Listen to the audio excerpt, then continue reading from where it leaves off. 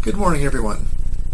It's Friday morning, and that means that the whole week has finally come to an end and the weekend is before us.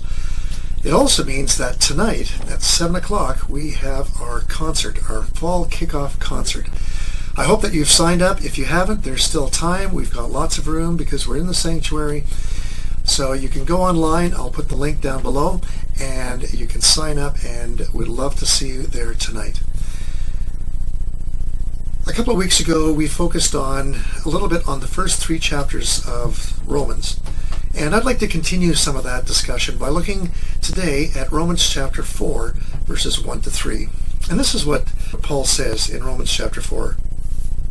Abraham was, humanly speaking, the founder of our Jewish nation. What did he discover about being made right with God? If his good deeds had made him acceptable to God, he would have had something to boast about.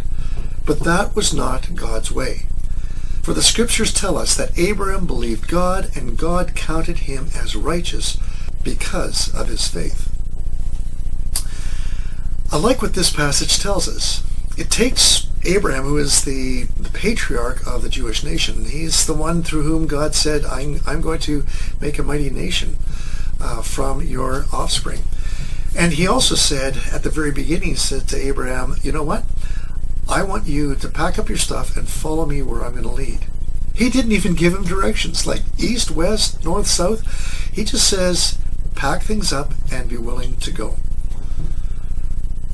Abraham did a lot of amazing things, but his righteousness wasn't based on the things that he did. His righteousness, Paul says, was based on the fact that he expressed faith in God. And that faith allowed him to take that first step in packing up his stuff, even though he didn't know where he was going. In all of our lives, yes, there are great things that we can do, and there are things that demonstrate the fact that we are following God. But the biggest thing that God looks for is not the great things we do for him. The biggest thing God looks for, and we see it in the case of Abraham, is that we, as his people, would believe God. And when God says, step out in faith, we don't ask how high that mountain is or how many steps will it be to get there.